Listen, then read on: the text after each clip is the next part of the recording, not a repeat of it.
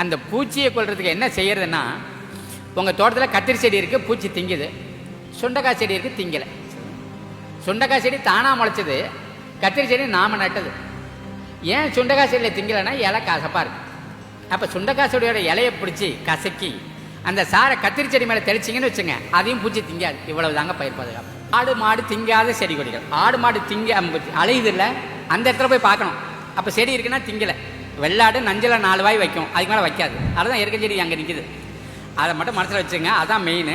ஆடாதோட ஆடு தீண்டாப்பாலை, ஊமத்தை, எருக்கு, தும்பை, துளசி, துத்தி, சோத்துக்கத்தாழை, பெரண்டை, பீனாரி, பப்பாளி, சீத்தா, நொச்சி, புங்கம், வேம்பு, தழுதாழை, வேலிப்பருத்தி, வரிக்குமுட்டி, உன்னிப்பழ செடி, தைல மரத்தேலை 20 சொல்லியிருக்கேன்.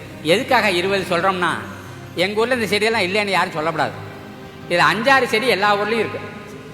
அந்த வேம்பில் மட்டும் இலையை விடவும் விதை விசேடம், அவ்வளோதான் தெரிஞ்சுக்கணும். இந்த 5 கொண்டு வந்து கீழே கட்டையை வச்சு துண்டு துண்டாக வெட்டுறது, உரலை போட்டு இடிச்சா சட்னி மாதிரி வந்துடும். பானைக்குள்ளே போடுறது, கழுத்தளவு போடுறது. அதை பானையை குப்பை குழியில் கழுத்தளவு போச்சிடுறது. மூத்திரத்தை, மாட்டு மூத்திரத்தை பிடிச்சி ஊற்றி நிரப்பிடுறது.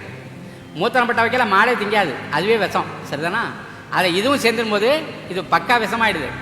இதில் 1க்கு 10 பங்கு தண்ணி சேர்த்து ஸ்ப்ரே பண்ணும். 10 நாள் ஆச்சுன்னா வாசனை வந்துடுது, பிடிச்சிடுது, ரெடி ஆகிடுது. கையை வைக்கப்படாது, எரிக்கும், அரியும், புண்ணாவும்.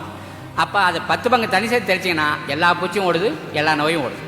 ஒரு பானையில் தயார் பண்ணிங்கன்னா 1 ஏக்கருக்கு அடிக்கலாம். ஏன்னா 10 பானை சேர்க்குறீங்க தண்ணி, 11 பானை ஆச்சு, 1 ஏக்கருக்கு போதுமானது. இதுலேயும் கட்டுப்படாத சில பூச்சிகள் இந்த தண்டுக்குள்ளெல்லாம் போய் ஒளிஞ்சிருக்கும்.